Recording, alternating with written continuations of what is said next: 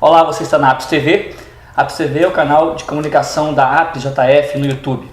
Nós estamos aqui hoje com a professora Marina. Nós vamos conversar a respeito dessa lei 12.772, que desestrutura a carreira dos professores federais de uma maneira geral. Essa lei veio como consequência da maior greve de todos os tempos realizada pelos professores, e ela foi resultado de um acordo assinado com uma entidade não representativa, ou seja, o ANTES não assinou esse acordo, e ele está tendo uma série de consequências para os professores hoje. Nós estamos com a Marina. Vou perguntar, Marina, qual o nível da desestruturação da carreira, das consequências negativas que essa lei traz para o professor docente, para o docente federal? Bom, em primeiro lugar, creio que é importante demarcar que o produto da greve que nós fizemos, uma greve bela, intensa, de duros enfrentamentos com o governo, de grande mobilização no ano passado, foi um ato absolutamente autoritário e antissindical por parte do governo, que, como você mesmo registrou, opta, e aí é uma opção política, por assinar um acordo que não responde ao que a categoria em greve desejava e reivindicava, inclusive nos diferentes movimentos que fez de contraproposta, de apostar no processo de negociação, e ao tomar essa atitude antissindical e autoritária, subscreve um projeto de lei que, na verdade, mantém, consolida e alça a condição de lei todo o processo de desestruturação já existente no cotidiano do nosso trabalho nos últimos anos.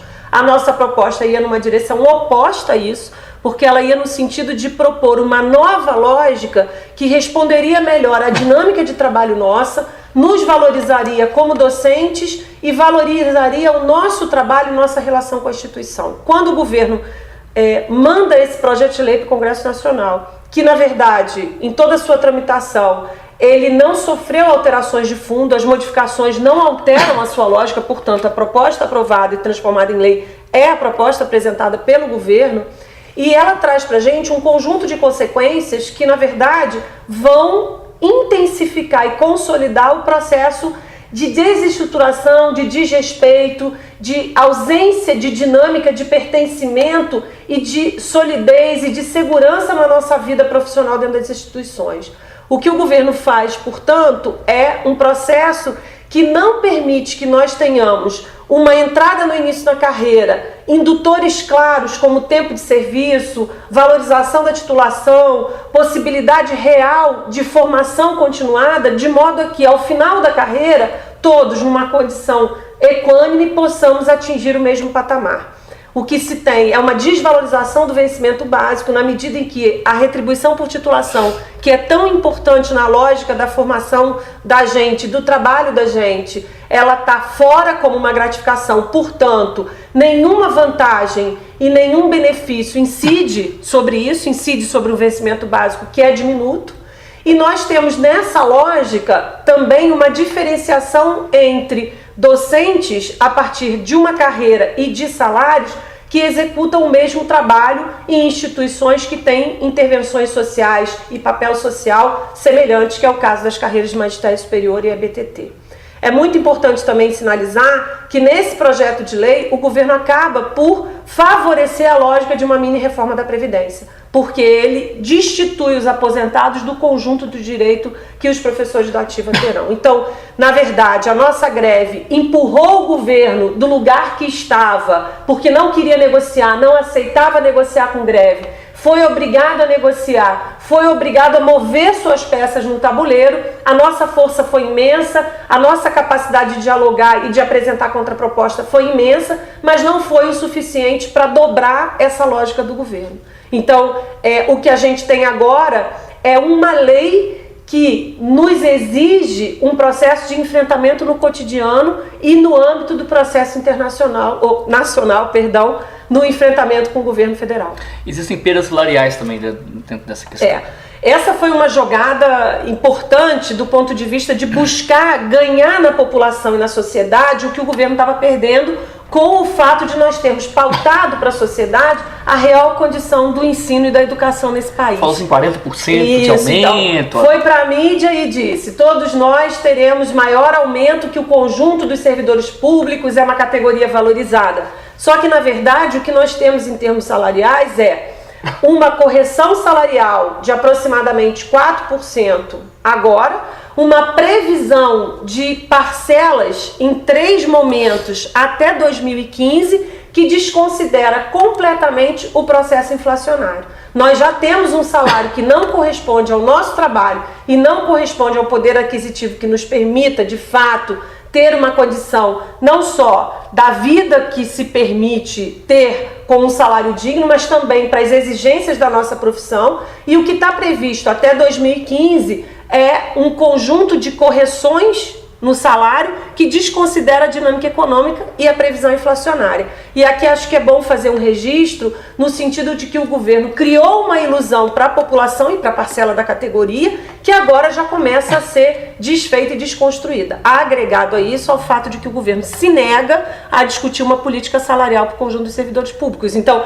nós temos uma questão que movimenta o nosso salário especificamente, mas não há uma política salarial anual como se prevê constitucionalmente e que o governo vem desrespeitando há muitos anos nesse país. E o que o movimento docente pode fazer para enfrentar essa situação? Bom, nós estamos agora, nesse momento, indo para um congresso nacional, né, do sindicato, que começa no dia 4 de março agora. Esse é um momento fundamental da categoria. Nós vamos ter delegados do Brasil inteiro, de todas as instâncias de participação do nosso sindicato, a partir das assembleias de base, com as estaduais, com os setores das particulares e das federais, de municipais.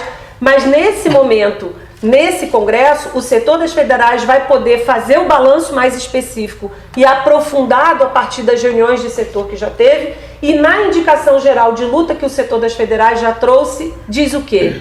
Que nós temos que manter a mobilização de base, intensificar o processo de exigência de negociação com o governo, porque, na nossa opinião, a carreira é um elo estruturante da nossa vida profissional e do papel social que essa instituição de ensino superior pode cumprir na sociedade. Se nós não temos uma carreira forte, que nos permita ter segurança e tranquilidade e valorização para seguir a vida, essa instituição não vai poder cumprir o seu papel adequadamente.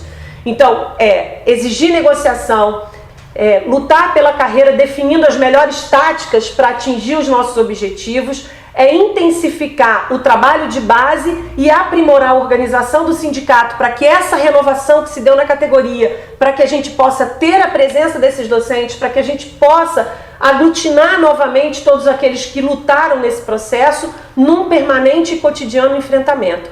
E mais do que isso, avançar em consolidar os elementos de unidade que nós tivemos com os técnicos administrativos, com os docentes de organização de outros sindicatos, como do próprio Sinasef, para que a gente possa manter a bandeira da defesa da educação pública, que é o que está no chão de todo esse processo. E junto com isso, intensificar as nossas ações junto ao Congresso Nacional, ao Parlamento, ou seja, manter todas as frentes de intervenção nossas que se intensificaram na greve, mas que tem que se tornar pauta cotidiana e enfrentar as consequências dessa lei. Para vocês terem uma ideia, algumas instituições estão dizendo e propondo e impondo, na verdade, que professores que estavam na greve e que estavam no seu estágio probatório têm agora que cumprir mais 108 dias de estágio probatório. Isso, do ponto de vista da autonomia de uma instituição, você pode até dizer, cada instituição pode discutir, mas não pode discutir no marco de destituir direito, porque nós não estamos numa condição de não poder exercer a greve não foi decretada ilegal e nós tivemos esse direito assegurado. E, portanto, qualquer represália precisa ser respondida no local e com a solidariedade nacional. E é isso que nós precisamos fortalecer e tenho certeza que cada seção sindical e que esse congresso vai ajudar nesse sentido. Professor, muito obrigado pela presença. Obrigada a vocês. A gente se vê na próxima.